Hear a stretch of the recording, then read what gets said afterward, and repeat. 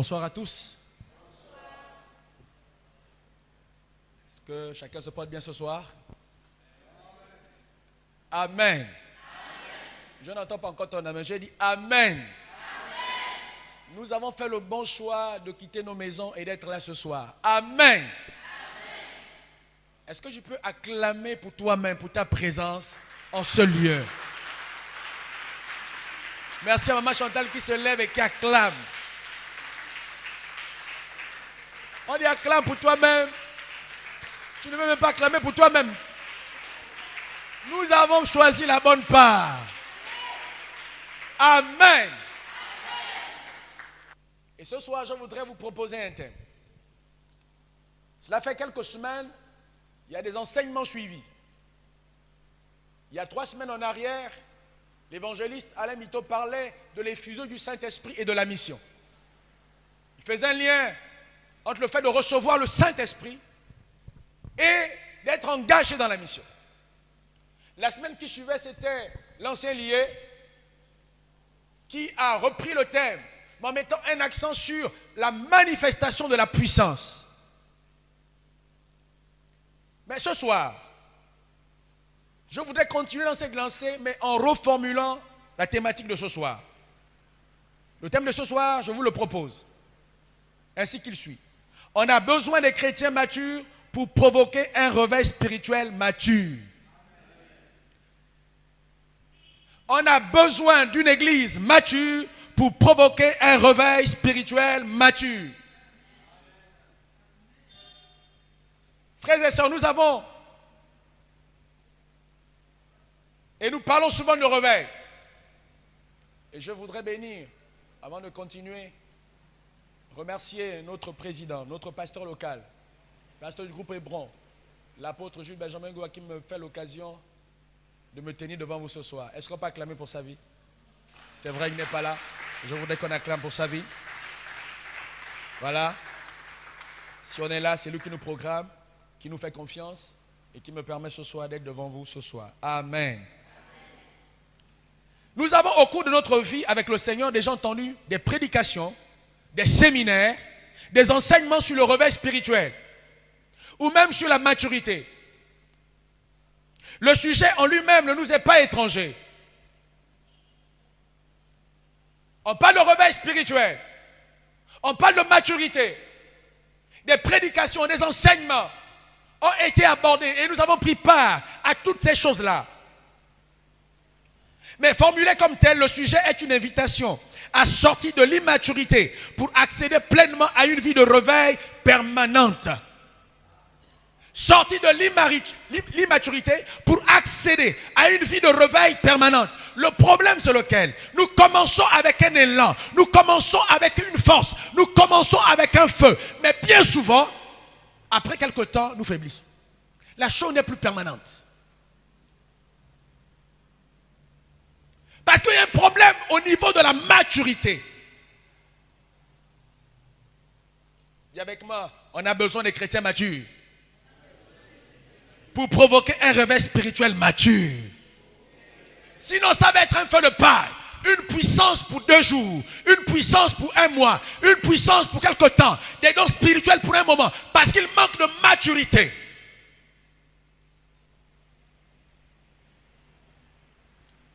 Mais qu'est-ce que le réveil spirituel?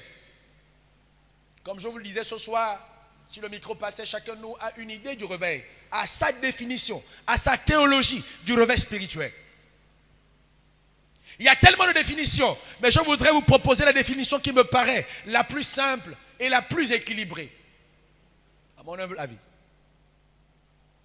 Le réveil spirituel, selon moi, est une prise de conscience sérieuse qui consiste à savoir que Jésus revient et que je peux mourir à tout moment. C'est la prise de conscience sérieuse qui consiste à savoir 2 choses. 1, que Jésus revient. Il n'y a pas de réveil spirituel si on n'a pas conscience du retour de Jésus imminent. La deuxième chose, c'est que je peux mourir à tout moment. Si vous êtes conscient que Jésus peut revenir à tout moment et que vous pouvez mourir à tout moment, alors Il y a un changement au niveau de votre mentalité. Un changement au niveau de vos désirs. Un changement au niveau de vos priorités. Un changement au niveau de vos émotions. Un changement au niveau de votre caractère. Parce que vous aurez dans votre esprit la pensée de l'urgence. Jésus peut venir à tout moment et je peux mourir à tout moment. Il n'y a plus le temps à gaspiller. Il n'y a plus le temps de bavarder inutilement. Il n'y a plus le temps d'aller, comme on dit au quartier Congo, c'est l'autre. Il n'y a pas le temps parce qu'il y a une affaire d'urgence. Quelqu'un m'entend-il ce soir?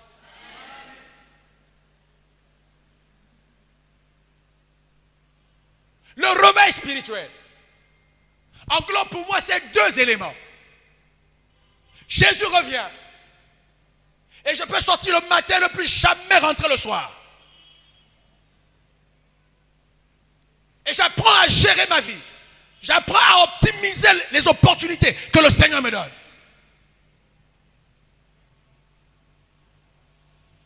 La maturité, quant à elle, plus que le sujet est lié au réveil et à la maturité. La maturité, quant à elle, est le fait qu'un esprit, que chacun écoute, le fait qu'un esprit ait atteint la sûreté dans le domaine du jugement et de la réflexion. La maturité est le fait qu'un esprit, quand on parle de la maturité, on parle de l'esprit de la personne. On ne parle pas de l'âme ni du corps.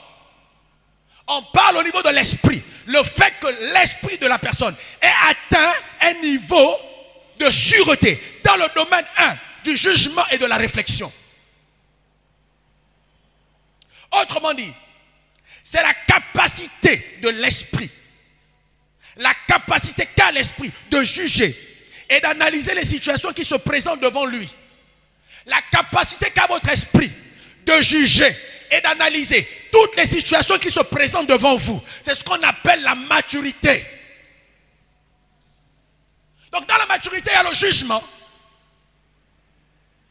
il y a l'analyse, il y a l'appréciation. Et c'est pourquoi la Bible dit quoi? L'homme spirituel juge de quoi? De tout. Parce que quand vous avez atteint un niveau, au niveau de votre esprit, de la maturité, vous êtes juge de tout. Vous avez une capacité, votre esprit a atteint une sûreté. Ainsi, la maturité se révèle face à une situation qui nécessiterait notre jugement, notre réflexion ou notre analyse. Autrement dit, pour voir qu'une personne est mature, c'est face à des situations, face à des choix, face à des dilemmes, face à des réflexions. C'est là où on veut comprendre si la personne est mature. Il y a une situation devant toi. Comment l'analyses-tu? Quelle décision vas-tu prendre? Quel est le chemin? Est-ce que la colère va t'emporter? Est-ce que ce sont tes émotions qui vont t'entraîner? Ou comme on dit, tu vas poser le cœur dans l'eau. Et tu vas commencer à analyser objectivement, rationnellement. Est-ce qu'on est ensemble ce soir? Pour grandir en maturité, on a besoin du temps et d'un environnement propice à la croissance. On a besoin des chrétiens matures pour provoquer un réveil spirituel mature. Aussi longtemps que l'église n'est pas mature, aussi longtemps que les chrétiens ne seront pas matures, que parce qu'il y a la pluie, je ne viens pas à l'église. Il y a telle chose, je ne peux pas venir. Oh, je vais me mouiller. Toutes ces catégories-là, tout ça là, prouve qu'on n'est pas mature et Dieu ne fera aussi rien. On n'aura pas un réveil spirituel mature. Oh, le contraire de la maturité, c'est l'immaturité. On aura un réveil spirituel de feu de paille qui brûle et ça va s'arrêter. Ce ne sera jamais permanent parce que l'église n'est pas mature, les chrétiens ne sont pas matures. Et Dieu ne peut pas investir plus que ça dans la vie de quelqu'un qui n'a pas atteint un niveau de maturité. Est-ce que quelqu'un m'entend ce soir? Dieu n'est pas un Dieu fou. Dieu n'est pas un Dieu stupide. Dieu est un être très intelligent. C'est lui-même l'intelligence. Donc Dieu ne peut pas gaspiller le potentiel. Si se rend compte que tu vas gaspiller, comme la Bible dit, on ne donne pas les choses saintes à qui? Pour ça. Sinon il va les prendre, il va les vautrer. Il ne connaît pas la valeur. Il n'a pas de jugement. Il pense que tout est pareil. Que l'or c'est l'argent, que l'argent c'est le bois. Il mélange tout. Et on prie, on veut la puissance, on veut l'effusion du Saint-Esprit. Sommes-nous matures? Avons-nous une église mature pour comprendre la pensée de Dieu et la portée des choses spirituelles, pour garder les choses?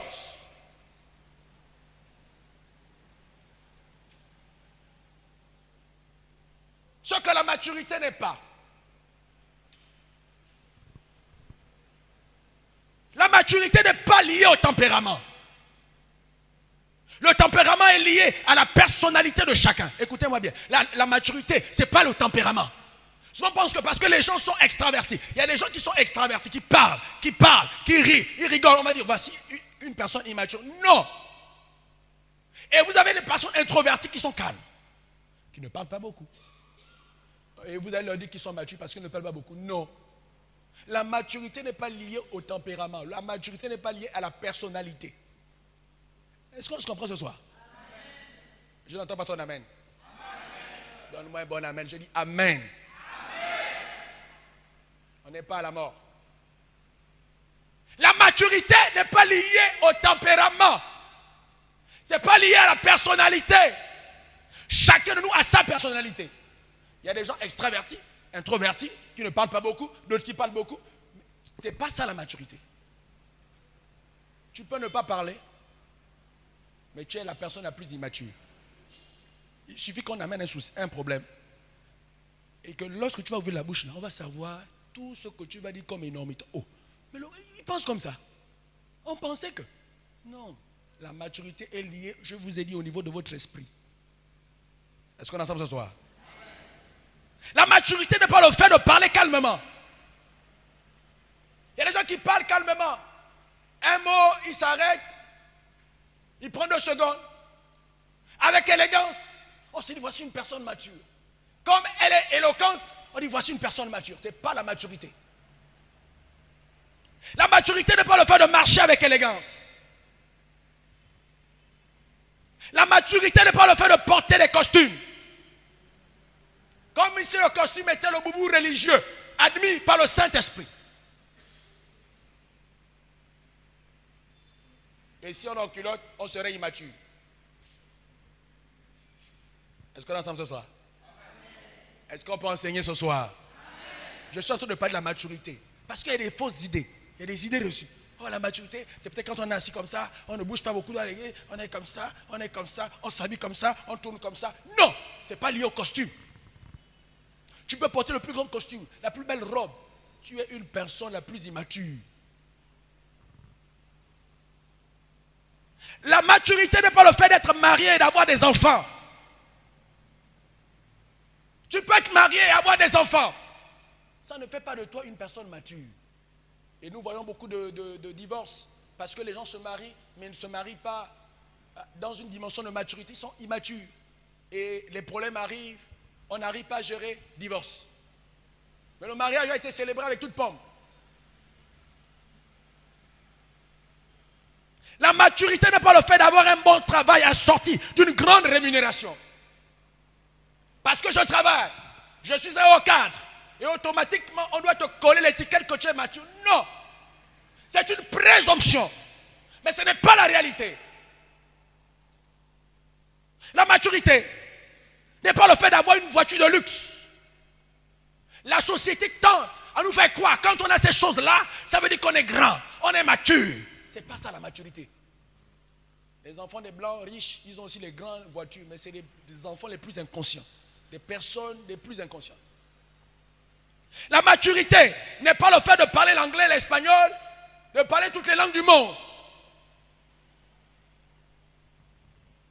La maturité n'est pas le fait de voyager à l'international, d'avoir au cours de l'année 10 000 voyages, 100 000 voyages, et dire j'étais aux États-Unis, j'étais en France, j'ai vu tel pays. Ça ne fait pas de toi une personne mature.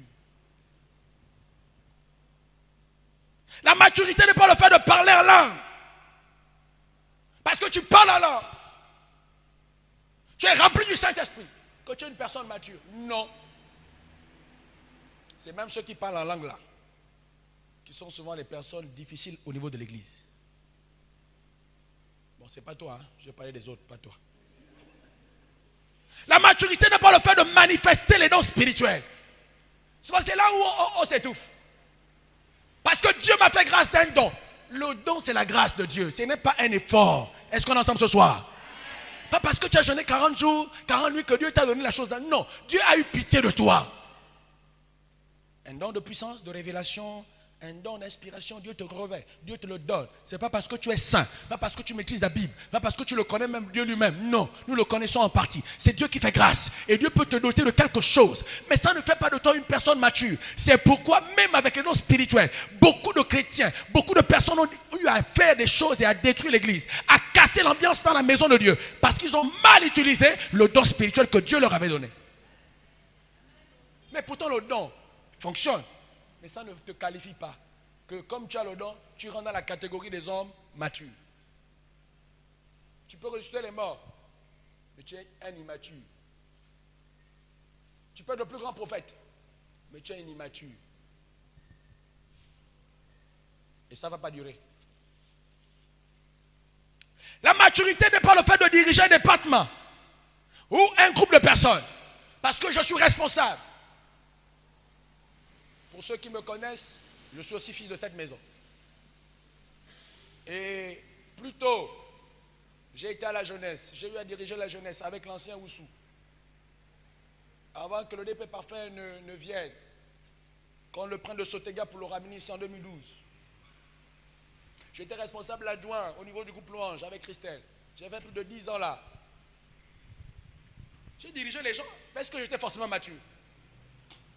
Quand je pense souvent à ça, je me rappelle des décisions que j'ai eu à prendre, qui n'étaient pas de bonnes décisions. Parce qu'il me manquait le jugement et la réflexion. Et c'était beaucoup plus émotif. Ce n'est pas le fait de prêcher, de chanter, d'être là, qui fait de nous des personnes matures. Je n'entends pas ton amen. Amen. La maturité n'est pas le fait d'avoir un âge important aussi. C'est ce que j'appelle la présomption.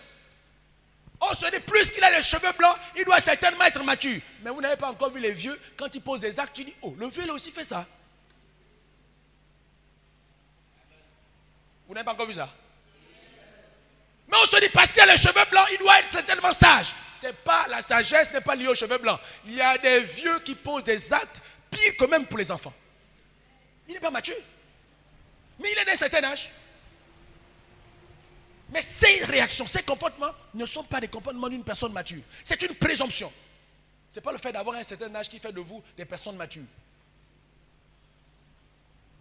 La maturité n'est pas le fait d'avoir duré à l'église et d'avoir connu tous les pasteurs. Souvent on aime balancer ce CV là. Et on aime impressionner les plus jeunes qui viennent à l'église, qui viennent de se convertir. Tu sais, avant, moi j'étais là, t'attends Jonge, t'attends Rogombe. Tu vois, ils sont arrivés, moi je suis là. Tu vois, papa Jude est arrivé, moi j'étais là. Ça là, c'est pas parce que tu connais toute l'histoire, même des AD, que tu es mature. Tu n'es pas mature. On a besoin d'une église mature pour provoquer un réveil spirituel mature. Le réveil que nous attendons, c'est un réveil basé sur la maturité si nous voulons qu'il embrase le pays. Donne-moi un bon amen. Sinon, ça va être un feu de paille. Pourquoi? Dieu investit dans la vie des chrétiens, mais les chrétiens sont immatures. On râle pour tout, on boude pour tout, on fait les caprices pour tout.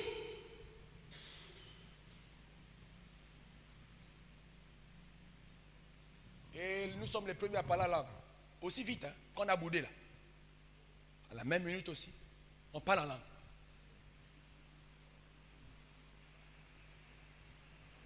Aussi vite qu'on a critiqué, qu'on a râlé. Touche le voisin. Dis, soyons matures ce soir. Et dit, touche le voisin. Il ne faut pas que l'autre fasse un trafic d'influence. Il y a des gens, quand on dit touche, ils te regardent déjà d'un point, ils ne me touchent pas, n'osent même pas. On appelle ça le trafic d'influence. Ne suis pas ça. Touche le voisin. Pas de trafic d'influence ce soir. Donne-moi un bon amen.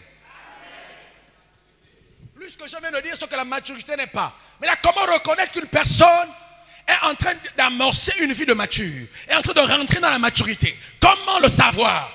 Plus que ce n'est ni par le parlant, ni par la manifestation du spirituel. Ce n'est pas par l'accoutrement, ce n'est pas par l'éloquence, ce n'est pas par tout ça. Pas par la connaissance. Comment savoir qu'une église est en train de grandir, qu'un chrétien est en train de devenir mature. Parler des signes, c'est décider de parler de ce qui est visible. Lorsque l'on parle des signes, on veut parler de ce que tout le monde peut voir, tout le monde peut toucher, ce qui est tangible, ce qui est palpable, ce que les hommes peuvent voir, ce que les hommes peuvent observer. C'est ça les signes. Ce n'est pas une affaire de Dieu et moi seulement. La Bible dit que Jésus grandissait et croissait en sagesse, en stature devant Dieu et devant les hommes. Donc les hommes aussi attestaient. Lorsqu'on parle des signes, tout le monde doit être d'accord. Tout le monde doit observer. Et chacun doit pouvoir donner son petit commentaire dans ta vie. Bouge le voisin, dit, permets-moi de faire un commentaire dans ta vie. Fais ça. Oh non, ma vie est privée, ma vie est privée, ma vie est privée. Ici, ce n'est pas la France. Ici, là, il n'y a pas de vie privée. Nous, notre vie est publique. Le chrétien n'a pas de vie privée. Je n'entends pas ton amen. J'ai dit, il n'y a pas de vie privée pour le chrétien. Le seul domaine où c'est privé, ta vie devient privée, c'est quand tu rentres dans ta chambre. Il y a plusieurs signes que nous pouvons relever qui prouveraient la maturité d'un individu ou d'une église. Nous allons examiner quelques-uns. La première chose à noter, lorsque quelqu'un commence à être mature ou est sur le chemin de la maturité, la première chose à observer, c'est la disparition des œuvres de la chair. Dis avec moi la disparition des œuvres de la chair. Je n'entends pas ta voix. J'ai dit la disparition des œuvres de la chair.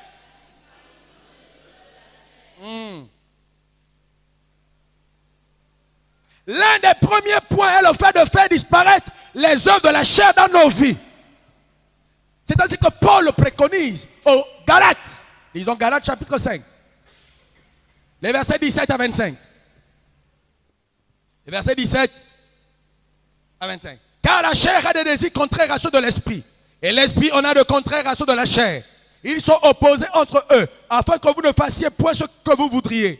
Si vous êtes conduits par l'esprit, vous n'êtes point sous la loi. Or, les œuvres de la chair sont manifestes.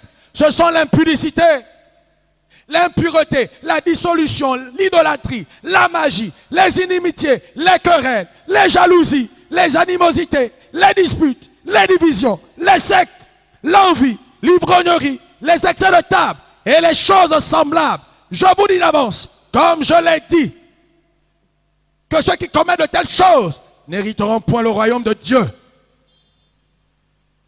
Tu ne peux pas parler de la maturité, que tu es en train de grandir, que ton jugement est en train d'être exercé, tu es en train de mûrir et ne pas faire disparaître les choses de la chair, les œuvres de la chair.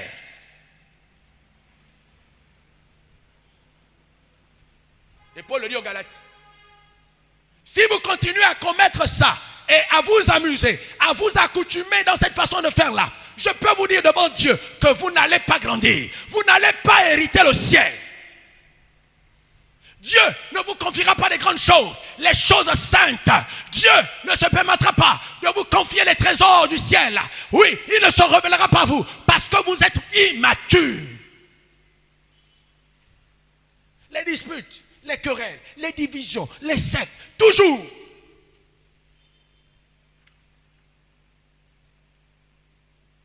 Il faut faire disparaître ces œuvres-là. Quand quelqu'un commence à mûrir, la première chose c'est ça. Dieu permettra qu'on t'offense. Dieu permettra, même dans ta famille, que l'on t'offense. Que l'on t'attaque frontalement pour une chose même que tu n'as pas faite. Dieu veut voir ta capacité au niveau de ton jugement, d'exercer ton jugement, ton analyse, ta façon de faire. Parce que Dieu veut te faire passer vers l'étape de la maturité. Est-ce qu'on est ensemble ce soir? Mais aujourd'hui l'église, c'est qui s'y pique, qui s'y frotte et s'y pique. Un petit échange, oh je sors. Oh le pasteur m'a dit ci. Oh l'ancien m'a dit ça. Je parle de la chorale, la soeur m'a regardé. Hey, c'est quelle famille ça? Où il n'y a pas de frottement. On a vu ça où? C'est un problème de maturité. Et on regarde la haine. Les rancunes sont là dans le cœur. Mais nous sommes les premiers à prophétiser. Ainsi parle le Seigneur. Oh, il n'y a pas d'ainsi parle le Seigneur. Tu es une immature. La disparition des œuvres de la chair. La deuxième chose, quand les œuvres de la chair disparaissent, Dieu ne laisse jamais de vide. Quand il nous demande de nous débarrasser d'une chose, automatiquement il y a un remplacement. On se débarrasse des œuvres de la chair pour laisser place au fruit de l'esprit. C'est le fruit de l'esprit. Et Paul continue dans Galates. Après avoir fustigé les œuvres de la chair, il a essayé d'énumérer, quand bien même la liste n'est pas exhaustive. Et il abonde au niveau du fruit de l'esprit. Il dit, mais le fruit de l'esprit, c'est. Nous sommes au verset 22. On ne voit pas en toi le fruit de l'esprit. On ne voit pas en toi l'amour. On ne voit pas en toi la joie, la paix, la patience, la bonté, la gentillesse, la fidélité, la douceur, la tempérance. On ne voit rien de ça. Quand quelqu'un est en train de mûrir, quand la maturité vient, on enlève les œuvres de la chair et automatiquement on se laisse conduire par le Saint-Esprit. Et ce Saint-Esprit-là, lorsqu'il vient, c'est d'abord t'accorder le fruit de l'Esprit. Donne-moi un bon amen. On aime les dons spirituels parce qu'on veut se faire voir le plus souvent. Vous savez, dans l'Ancien Testament, lorsque Dieu demande à Moïse de faire le vêtement sacerdotal d'Aaron, et voilà comment ton frère sera habillé. Fais-lui un vêtement. Mais voici la description du vêtement. Vous savez, au niveau du bord de la robe en bas, Dieu dit, tu mettras une clochette et des grenades. Une clochette, une grenade. Une clochette, une grenade. Tu feras ça tout autour de la robe. La clochette, c'est l'image des dons spirituels. Ça fait tellement le bruit. Je vois. Mais moi, il ne voit rien.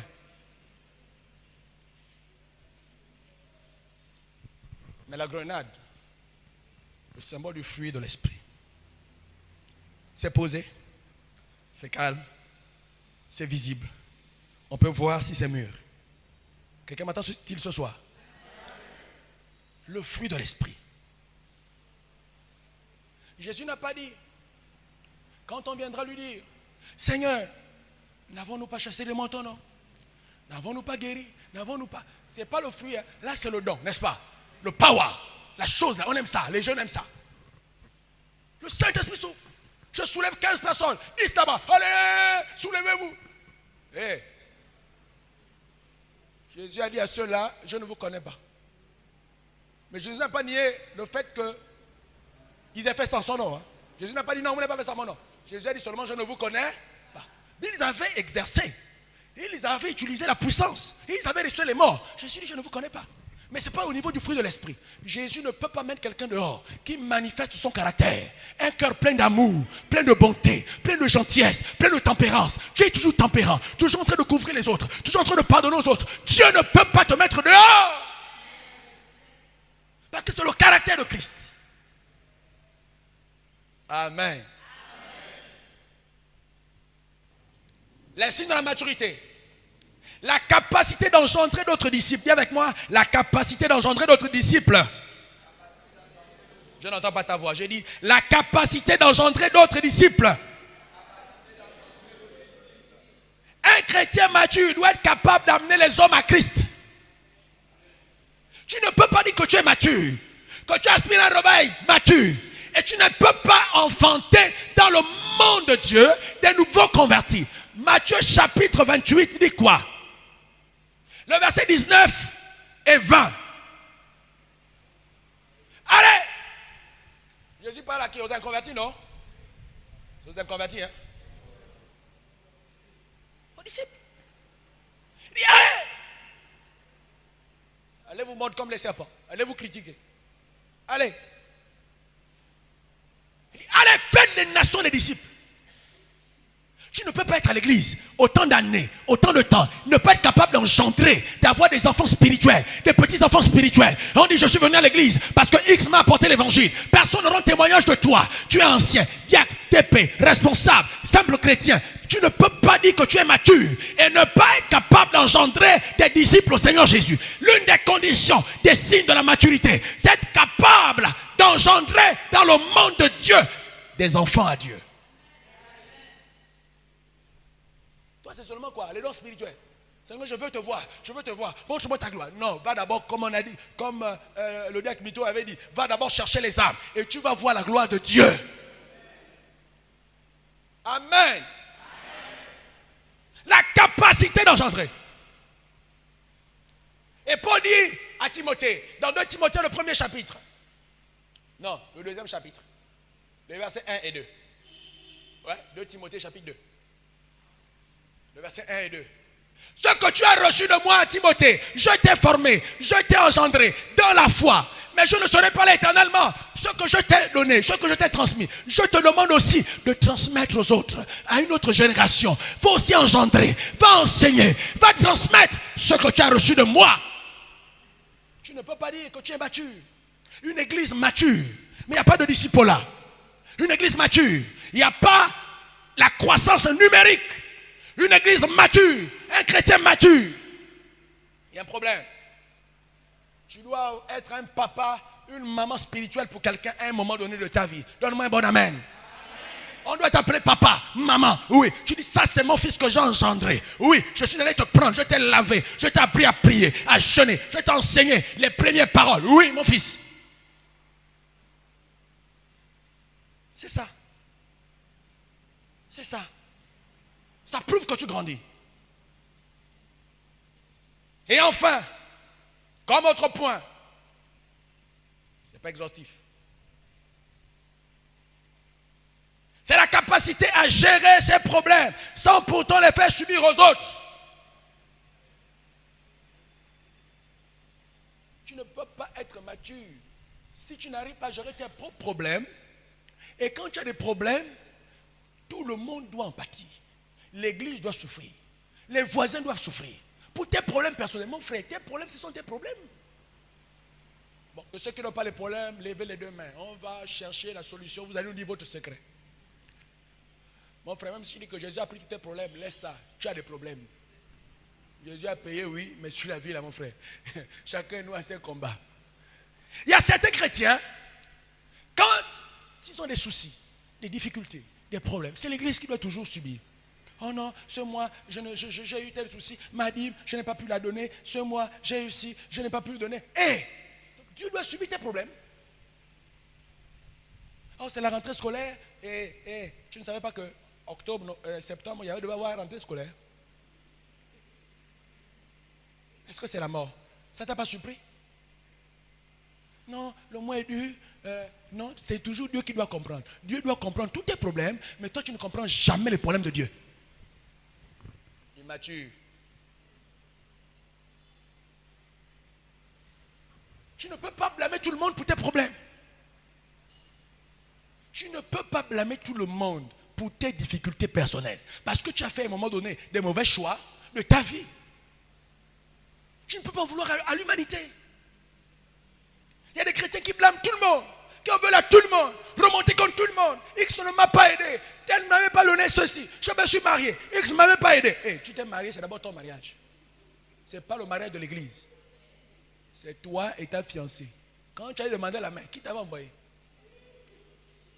Maintenant tu es fâché parce que tu attendais à ce que je te donne 1 million. Maintenant je te donne 100 000, tu me maudis. Oh, tu me maudis comment? Est-ce que c'est mon mariage? Ça, c'est des immatures. Il blâme tout le monde, il devient aigri. La bouche. Frère, sœur, tu ne peux pas blâmer tout le monde pour tes problèmes personnels. Ta maturité consiste à être, comme je dis, à juger. C'est le jugement, c'est l'appréciation. Mes problèmes, je les gère. Personne à l'origine de ça. C'est mon chemin, je le gère. Amen. Amen. Je n'entends pas ton amen. J'ai dit amen. Amen. Je ne viens pas blâmer les gens. Je ne vais pas en vouloir à l'église. Parce que X ne n'a pas fait ci quand j'en avais besoin. Il n'est pas obligé de faire. Pas une obligation. On fait par amour. Pas parce que j'ai une contrainte quelconque. Christ s'est donné par amour. Il dit personne n'a pris ma vie, je l'ai donnée. Est-ce qu'on est ensemble ce soir? Amen. Amen. Maintenant, je vais terminer rapidement. Que faut-il faire pour devenir mature? Dieu veut que nous croissions comme Paul le dit aux Éphésiens, jusqu'à ce que nous soyons tous parvenus à l'unité de la foi et de la connaissance du Fils de Dieu, à l'état d'homme fait, à la mesure de la stature parfaite de Christ, d'après Éphésiens chapitre 4, le verset 13. Dieu veut que l'on croisse, Dieu veut que l'on mûrisse, Dieu veut notre maturité, Dieu veut une église mature, Dieu veut des chrétiens matures, pour provoquer un réveil spirituel mature, pour provoquer une vie abondante mature, permanente, pleine de plaisir. Dieu le veut. Donc il ne s'agit pas de dire, Seigneur, veux-tu que je devienne mature? Dieu dit oui, je le veux.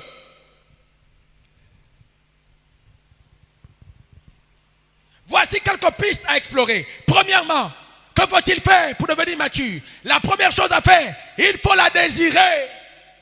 Il faut désirer, il faut vouloir et prendre la décision de grandir avec le Seigneur. Tant qu'il n'y aura pas de désir en toi, jamais tu ne grandiras.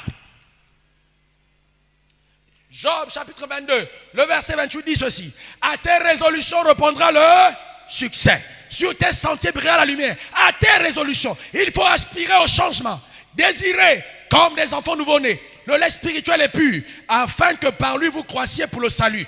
1 Pierre chapitre 2, le verset 2. Désirer. Tu ne peux pas chercher la maturité et ne pas la désirer. Il y a des gens qui ne désirent pas voir Dieu travailler dans leur vie, mais ils veulent seulement prier comme ça. Non, Dieu travaille en fonction de tes désirs, en fonction de ta soif. Dieu remplit ton cœur. Dieu écoute la soif du cœur de l'homme. Celui qui a soif, Dieu vient à sa rencontre. Amen. La maturité, il faut la désirer. Jusqu'à quand serais-je un enfant? Jusqu'à quand serais-je dans une mentalité d'enfant, une réflexion d'enfant, une attitude d'enfant? Jusqu'à quand serais-je un bébé? Il faut désirer. Oui, pour dire aspirer, désirer comme des enfants nouveau-nés. Le lait spirituel est pur, afin que par lui vous croissiez pour le salut. Deuxième chose, que faut-il faire pour devenir mature? Il faut lire et étudier la parole de Dieu. Oui, frères et sœurs, cette vieille recette ne ment jamais. C'est une vieille recette, mais qui a toute son importance, qui agit toujours, qui apporte la vie pour l'éternité. Lire et étudier la parole de Dieu, ça ne passera jamais. Je n'entends plus ton amen. Notre âme a besoin de la parole de Dieu pour croître. C'est pourquoi Dieu dit à Josué, Josué 1:8, que ce livre-là, le livre-là qui est entre tes mains, les commandements-là, la loi-là, mon ami, si tu veux réussir, si tu veux devenir mature dans ta gouvernance, dans ton leadership, que ça ne s'éloigne pas de ta bouche. Et le psaume 119, le verset 105, qu'est-ce que la Bible dit? Que la parole de Dieu est quoi? Est une lampe, elle est claire. C'est une lumière. Troisièmement, que faut-il faire pour devenir mature? Affronter l'épreuve. Viens avec moi, affronter l'épreuve. Les épreuves sont pour le chrétien les examens dont la réussite nous permet de passer à un niveau supérieur. Tant que ta foi n'est pas éprouvée, tu n'auras pas de croissance ni de maturité. 1 Pierre chapitre 1, versets 7 et 8. Si vous ne passez pas par un temps d'épreuve, tu ne connais pas l'épreuve. Tu n'es pas encore passé par un temps de broyage, de concossage. Le Seigneur veut casser en toi, veut te broyer comme l'huile d'olive, veut t'émonder. Tu n'es pas encore passé par là. Mon frère, tu ne connaîtras pas une vie de maturité, une vie d'abondance, parce que tu n'as pas encore été taillé. L'épreuve nous permet de grandir. C'est un test. Quand tu as gagné, tu passes en classe supérieure. Et quand c'était Dieu envoie souvent l'épreuve, Seigneur enlève, Seigneur enlève. Mais oui, le Seigneur va enlever, mais tu restes au CP1. Tu n'as pas le devoir d'entrer au CP2.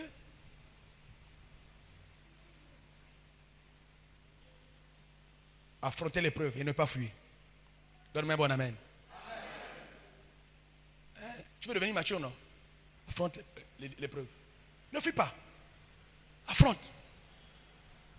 Épreuve financière, épreuve sanitaire, épreuve d'incompréhension, épreuve professionnelle, les collègues te malmènent, le directeur te malmène. Affronte ça. Il y a des chrétiens, à cause du preuve, je ne parle plus au travail, ou j'arrête, ou je fais ceci, je change, on n'est même pas ici. Non. Affronte. Tu vas grandir au sorti de là. Amen. Amen. Enfin, que faut-il faire pour devenir mature? Trouver des occasions de pratiquer ce que l'on connaît de Dieu. Beaucoup souvent ne prennent pas le temps de trouver des occasions de pratiquer ce que l'on connaît de Dieu. C'est à juste titre que Jacques l'affirme dans son épître. Jacques chapitre 1, le verset 22. Il dit ceci: mettez en pratique la parole et ne vous bornez pas à l'écouter en vous trompant vous-même par de faux raisonnements. Mettez en pratique la parole et ne vous bornez pas seulement à l'écouter.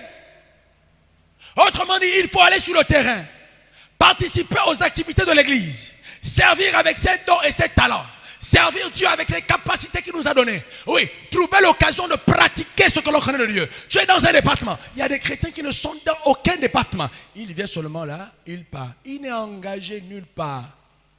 Comment vas-tu devenir mature? Il y a des clés que tu n'auras pas que par le service. Est-ce que vous me comprenez ce soir? Il y a des automatismes que tu n'auras jamais si tu ne pratiques pas quelque part. Si tu es seulement un chrétien qui vient seulement là t'asseoir, tu ne pratiques pas ce que tu connais de Dieu, tu ne sers pas, tu ne te mouilles pas, tu ne te salis pas les mains, tu écoutes, tu repars. Il y a des qualifications que tu n'auras pas. Ton CV à un moment donné sera bloqué. Dans l'église, il faut faire carrière. Il n'y a pas que la carrière internationale. Lorsque l'on parle de la fonction publique internationale, il n'y a pas que les carrières dans les administrations publiques. Il n'y a pas que les carrières dans les entreprises. Il y a la carrière spirituelle que le Seigneur nous donne. Je n'écoute pas ton amen. Est-ce que vous savez qu'à l'église, c'est une porte ouverte? C'est un champ où Dieu nous donne une carrière. Plus tu sais, Dieu te distingue. Dieu te prend. Il te positionne là. Tu es encore plus utile. Il te prend. Il te met là. Plus utile. Il dit à son serviteur, lui là, travaille comme ça avec lui. C'est une carrière dans l'église. Il faut apprendre à mettre en pratique ce que nous connaissons de Dieu. Et ça, c'est au travers du service permanent. Combien sont à la cure d'âme? Combien sont ici dans les cours de baptême? Qui gère les cours de baptême? Combien sont au niveau de la délivrance? Combien sont dans le suivi des âmes? Combien sont chez les femmes? Combien sont à la jeunesse, les jeunes? Combien participent au nettoyage de l'église? Combien sont au niveau de l'accueil et sécurité? Combien chacun est où? À la com, à la musique? Est-ce que chacun de nous est quelque part dans l'intercession? Est-ce que chacun de nous trouve le temps de mettre en pratique ce que je connais de Dieu? Parce que c'est en mettant en pratique que j'acquiers, j'ai des automatismes, j'ai des choses, et je grandis, et je mûris, et je fais des expériences. Et ces expériences-là m'affermissent. Amen. On a besoin d'une église mature, des chrétiens matures pour un réveil spirituel mature. Aussi longtemps qu'il n'y a pas une dimension de maturité, l'église ne pourra pas vivre un réveil spirituel mature. Dieu va déverser son onction, Dieu va déverser sa vie. Ça ne va jamais durer. Pourquoi? Les réceptacles que nous sommes, les récipients que nous sommes trop légers et immatures, vivant beaucoup plus par nos émotions. C'est les colères, c'est les disputes, ce sont les jalousies. On m'a regardé comme ça. Bon, je ne donne plus ma dîme. Non. La maturité, la capacité de juger, d'apprécier, d'analyser, de faire la distinction. Ce qui est de Dieu, ce qui est de mes émotions. Est-ce qu'on peut grandir ce soir? Prions.